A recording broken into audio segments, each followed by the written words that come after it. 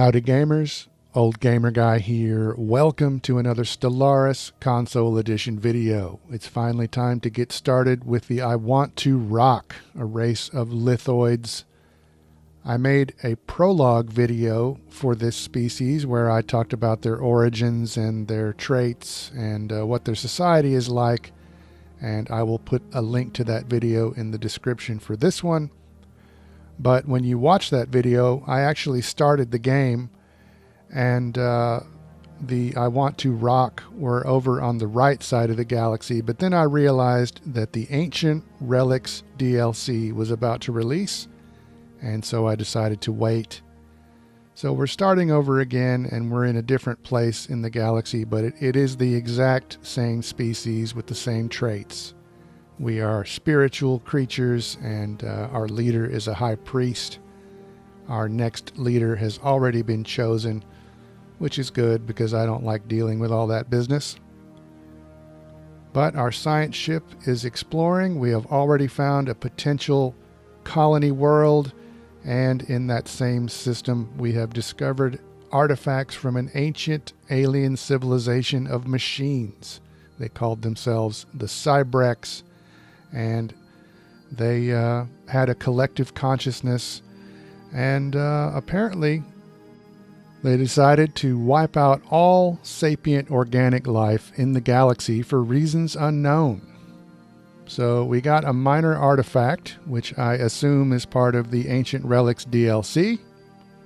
So that's good. We're already seeing some of that, and reports of this scientific find are sweeping through the populace. Everybody's very excited, but not half as excited as they are when some enigmatic spacefarers come flying straight into our home system. And there they are. We have an incoming transmission, and they are caravaneers. They are salespeople, basically, space salespeople. And they are here to offer us a deal. And of course, we're interested in hearing exactly what this deal is all about. So they are offering us 150 exotic gases, but we would have to give them 15 dark matters, and we don't have any of that. So I'm going to ask if we can get back to them later about this deal. And they say they'll let us know before flying away, but they may want to alter the deal if we try to get it going later. And there they go, flying out of our system. Our population is just going crazy watching all of this on TV, I guess, or the equivalent of TV. Whatever we have as lithoids. We found an anomaly. And here we go. Our salespeople are offering us that deal again. They did not change the deal, but I did not take it. But we're very excited about exploring now, and so because of that, we have built a second science ship. Unfortunately, all of our available leaders here to recruit are really more suited for research laboratories, but I'm going to go ahead and hire the youngest one of those scientists, and we're going to send that second science ship down this way. Meanwhile, that first potential colony planet has been surveyed, and it turns out to be a tundra world, which is perfect because our home planet is a tundra world. But of course, to colonize this planet, we have to build an outpost and actually claim this system. So I'm going to get my construction ship to do that. And there they are, our two science ships heading out, and our construction ship getting to work. These are very exciting times for the Iwantu Rokk. But hey, look at this. We got our first tradition point. Normally I would go for the discovery tree or the prosperity tree first, but this time, just to be different, I'm going to go with the expansion tree. And adopting into this tree will speed up our colony development. So that should be good. And here we are scanning a second potential colony planet. And it is also a tundra world, so that's very exciting. Meanwhile, we have officially claimed the system where we found that first colony world, and now we have the choice of beginning the habitable worlds survey event chain, which we are going to do because we will definitely be surveying more worlds here in the near future. To colonize this planet, though, we can either build a colony ship out of minerals, alloys, and consumer goods, or because we're lithoids, we can make a colony meteorite. And that's what I'm going to do. We're going to slam a meteorite full of lithoids into that planet. But here's some exciting news. In the meantime, we have met some new caravaneers, some new space salespeople. So, of course, we are curious about what they're selling. And what they want to do is give us a food container, which will have enough food to last us for 80 years on one colony. But in exchange, for 6 months, we will have 0 society research. We are lithoids, so we don't need food. And we don't have any other kind of species living on our planet, so I'm going to turn this deal down. I'm going to go ahead and tell them we're going to think about it as our meteorite heads out. But we're not going to take this deal. So there goes our meteorite, and here it is approaching the planet. Looks like it slowed down for a second there. It almost hit our outpost. And now it's kind of slowing down and parallel parking. No, there it goes. Now it's slammed into the planet. And this is the official beginning of our first colony. Very, very exciting times. Of course, the massive shockwave killed everything else, but never mind that. We have our new colony. Can't make an omelet without breaking some eggs. And look at this. We found a strange alien signal that turned out to be a song. How cool is that? We got some society and physics research out of it. And meanwhile, on our home planet of Craterface, we're building a generator district. We've got some buried lithoids that we can free later on. But I think in the meantime, we're going to go ahead and start clearing these sprawling slums, because that will also give us 1 extra Iwantu Rokk pop. So that'll be good. We have earned our second tradition point, and of course we're going to continue the expansion tree.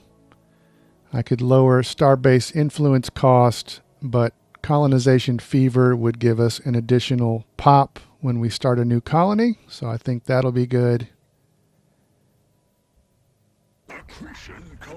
And now we have another system, and we have discovered a towed asteroid. Somebody towed an asteroid into a stable orbit. We're going to study that. We'll get some engineering research out of it. But in the meantime, this system actually has 2 tundra worlds. So far, already in the game, we have found 3 habitable planets. One of these is just slightly bigger than the other one, so I'm going to go with this one. And this time, I'm going to go ahead and build a colony ship because we don't have enough minerals to build the meteorite this time. So not too long afterward, our ship was constructed, and there it goes. There goes our colony ship, heading toward another new colony. Very, very exciting times. Our citizens are watching. We found another anomaly. I'm not showing all the anomalies. I'm just basically showing the results. But we got another tradition point, and so this time I could either go for the reach for the stars, or I could go for a new life, which would increase our pop growth speed. So I'm going to do that. And here comes our colony ship approaching our new planet. Our brave citizens ready to begin life on a new world. Oddly enough, the game has given it a name that is censored, so I'm going to go ahead and change this. I'm going to rename the planet into Big Pebble, which is a shout out for Britannia, a series that I really like. And while I'm at it, I'm going to go ahead and change the name of our first colony. And we are going to change that to, I started to say Let's Rock, but it's Rock On. So many potential puns with the word rock. But in the meantime, let's go ahead and start clearing some of this industrial wasteland. In fact, we might as well clear both of these. And we have encountered another group of aliens. And these guys look like they're probably another empire. So I'm going to start investigating. It'll take a little while, but we're going to investigate. And we have a new colony. This was the first one, the first planet that we began a colony on. We've got more buried lithoids, impassable mountains, and apparently there's some good mineral deposits under that swamp. But in the meantime, since we have found another empire, I'm going to change our science ships trajectory, and I'm going to send them out this way to investigate and survey. And we have encountered another civilization, but this time they are primitives. So we're encountering lots of aliens already in this game, but work goes on, and we need to build a temple on Crater Face, I think. We are very spiritual beings. So we need a temple, and the temple is going to use up some of our consumer goods. So we need to make more of those. One of our scientists has found an alien mural. So now we have a special project to translate that. And we have gotten another tradition point. So this should be our third tradition to unlock. And I think it's time we reduce the influence cost for building a new outpost, because we're going to be building a lot of outposts.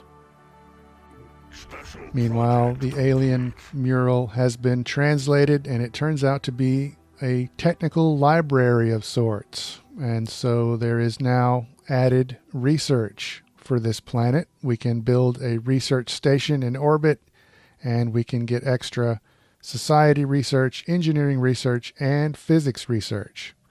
So we're going to get our construction ship started on that. Communications established with potentially softer life forms. Unfortunately, our new neighbors have turned out to be a race of machine-determined exterminators. That's right. This is not good. We will automatically be fighting these guys. They don't like us. We don't like them. Our population is, of course, buzzing with this new encounter, but I'm not sure how much the population really knows. I don't think they understand that they should be sort of nervous about this news. But here they are, right next door to us, the 001 multiplex. They are overwhelming in relative power already. We need to start building more military ships right now, basically. But we're going to go ahead and close our borders to these robots. The good news is everybody's going to hate these guys, so everybody's going to be fighting with them. But the bad news is they are next door to us. So I'm going to get started on an upgrade here for this outpost. And with this disturbing news of our new neighbors, I think I'm going to go ahead and end this video here. We have gotten off to a promising start, but oh my gosh, we could not have worse neighbors. So we'll see where this goes in the next video, but for now, as always, thanks very much for watching.